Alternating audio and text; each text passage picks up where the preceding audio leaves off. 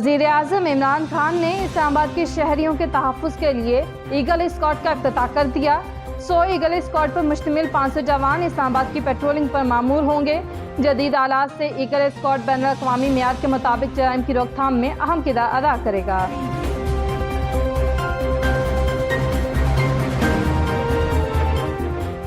पंजाब में 1 जुलाई से आटा 5 रुपये किलो महंगा हो जाएगा। फ्लावर्स मिल्स एसोसिएशन पंजाब के मुताबिक बजट के तख्फीफ शुदा शेड्यूल से फ्लावर्स मिल्स को निकाल दिया गया। टर्नओवर टैक्स बढ़ने से महंगाई होगी।